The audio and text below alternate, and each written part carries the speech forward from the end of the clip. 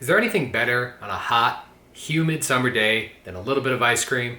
Well, today we're gonna bring you a sweet treat that'll beat the heat. Did that on purpose, kind of embarrassed. Let's go ahead and get this started. Let's start by using a saucepan.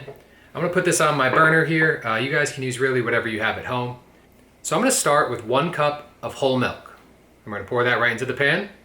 And then I'm gonna go ahead and set that to medium-low heat. So on this, it's gonna be a 1 or a 2. On your stove, medium-low, whatever that may be. And so we're just gonna let this heat until a light simmer. And while we're letting that happen, let's go ahead and get the rest of our ingredients. I'm gonna need 4 eggs, 4 egg yolks specifically. I'm gonna reserve the white to make some meringues. You can do whatever you want. So I'm gonna go ahead and separate these eggs. Do everything you can to keep the yolks completely separate from the whites, especially if you're gonna go make meringue. Now I'm gonna clean up the mess that I made, and I'll be back to finish mixing some of these ingredients. And to our eggs, we're gonna go ahead and add 1/2 cup of monk fruit sweetener. You can substitute out whatever sweetener you'd like. I'm gonna use monk fruit. And 5 to 10 drops of liquid stevia. Whisk that until well combined. Always keeping an eye on your milk. All right, the egg should be a nice yellow color. All right, so let's get you caught up. I may have lost some footage, sorry about that. So what I've got here, I have 1 cup of whole milk coming to a simmer. And then I have 4 egg yolks and 1/2 cup of monk fruit with 5 drops of liquid stevia in a bowl, whisked until nice and light. So now we're gonna go ahead and temper the egg yolks, adding a little bit of milk at a time. You always wanna be whisking during this process, so if you're right-handed, probably switch it up, but I'm left-handed.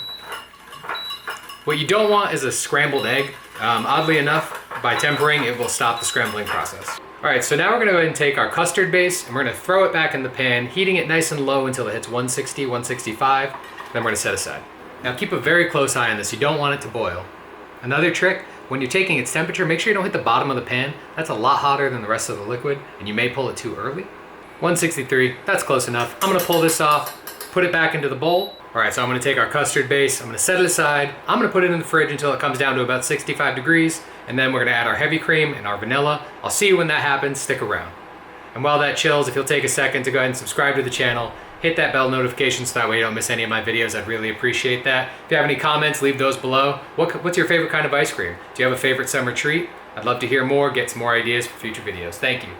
And welcome back. So now that the custard base is done chilling, we're gonna go ahead and add the heavy cream and the vanilla. We're gonna whip vigorously, and then we're gonna throw it in our ice cream maker. We're gonna add 1 cup of heavy cream to our custard base, and then we're also gonna add 2 teaspoons to a tablespoon of vanilla extract. I'll probably go to 1 whole tablespoon because I tend to use too much vanilla.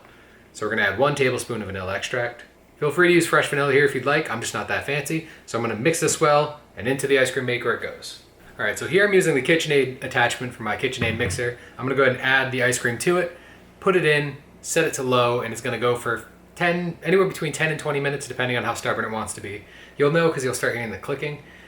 If you have a different ice cream maker, manufacturer's instructions are the best way to go. All right, we're back. Now that the ice cream's done, you can see it right here. It looks fantastic. Let me give you a quick close-up. Nice and soft. It's actually good to go right out of the bowl. Trust me, I've tried. And it tastes really good as it is. You can also stick it in a container for longer term storage, which is what I'm gonna do. I'm using a 2-quart Cambo container. It's gonna fill up about half of this. These go great in the freezer. Oh my God, guys. Fresh ice cream, there's really nothing better than that. I'm gonna go ahead and just leave you be. I know you need a moment with your ice cream like I do. This was fantastic. I hope you guys give this a try. If you like this content, make sure you hit that like button and subscribe to the channel. Hit the bell if you want the notifications for every time I release a video. I really appreciate your support. If you think there's anything I could do differently or better, leave that in the comments below. Also, what are those favorite ice cream flavors? You know I'm waiting to hear them. I'm Sean from KetoToMe, and I hope you guys have a great week. Thank you so much. Until next time.